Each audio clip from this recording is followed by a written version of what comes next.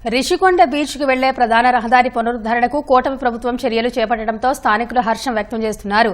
MP Sribharat, MLA Palla Srinivasarao Rishikonda దక్షిణం వైపు ఉన్న ఘాట్ రోడ్ను పునః ప్రారంభించారు. వైసీపీ పాలనలో స్వార్థ ప్రయోజనాల కోసం గత 5 ఏళ్లు రహదారిని మూసివేయడంతో సందర్శకులు, స్థానికులు తీవ్ర ఇబ్బందులు పడ్డారని ఎంపీ భరత్ విమర్శించారు. ప్రజా ప్రయోజనాలే లక్ష్యంగా కూటమి ప్రభుత్వం రహదారి పునరుద్దరణకు చర్యలు తీసుకుందన్నారు. దక్షిణ MLA Vamsikrishna, Srinivas, VMRDA chairman Pranav Gopal, మాజీ ఎమ్మెల్యే గండి బాబ్లీ తదితర కూటమి పార్టీల నేతలు, టూరిజం, పోలీస్ అధికారులు పాల్గొన్నారు.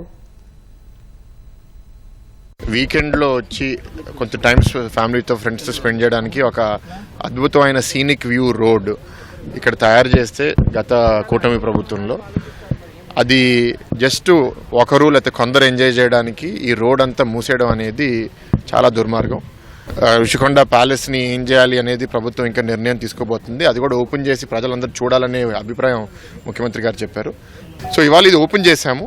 ఇది సేఫ్గా ఉండాలి, లైటింగ్ ఇంప్రూవ్ అవ్వాలి, సీసీటీవీ కెమెరాస్ రావాలి, సెక్యూరిటీ ఉండాలి, ఇక్కడ ఏమీ ఇల్లీగల్ యాక్టివిటీస్ జరగకూడదు. సో ఇవన్నీ ఓపెనింగ్ చేస్తాము. ఎక్కడెక్కడ ఫెన్సింగ్ పెంచాలో పెంచుతాము. కానీ గత 5 సంవత్సరాలుగా ఈ ప్యాలెస్ నిర్మాణం చేయడం కోసం ఈ రోడ్డు బంద్ చేసి ఇదేదో రెస్ట్రిక్టెడ్ ఏరియా, ప్రొహిబిటెడ్ ఏరియా లాగా తయారు చేసి ఈ రిషికొండ అందాలని విశాఖ ప్రజలకి లేకపోతే ఈ రాష్ట్రంలో అనేక పర్యాటకులకు అందుబాటులో లేకుండా చేసినటువంటి పరిస్థితి ఉండేది. ఇప్పుడు ప్రజలందరికీ కూడా స్వేచ్ఛగా, హ్యాపీగా వచ్చి ఈ అందాలని ఆహ్లాదంగా ఎంజాయ్ చేసేటట్టు, ఆహ్లాదకరంగా ఉండేటువంటి పరిస్థితిని ఎంజాయ్ చేసేటట్టుగా ఉండేటువంటి పరిస్థితి కల్పించినందుకు నిజంగా ముఖ్యమంత్రి గారికి, అలాగే ఉప ముఖ్యమంత్రి గారికి, మా ఎంపీ గారికి, స్థానిక శాసనసభ్యులు గంటా గారికి ప్రత్యేకంగా ధన్యవాదాలు తెలియజేసుకుంటున్నాం. చాలా రోజుల నుంచి ఈ బీచ్ వ్యూ రోడ్ ఏదైతే ఉంది అది ఋషికొండ పక్కన రోడ్ అది ఓపెన్ చేయమని రిక్వెస్ట్ కూడా వచ్చాయి. దాని ప్రకారం ఇక్కడ ఇవాళ ఆనరబుల్ ఎంపీ గారు ఎమ్మెల్యేస్ సమక్షంలో ఇవాళ ఈ రోడ్ ఓపెన్ చేయడం జరిగింది.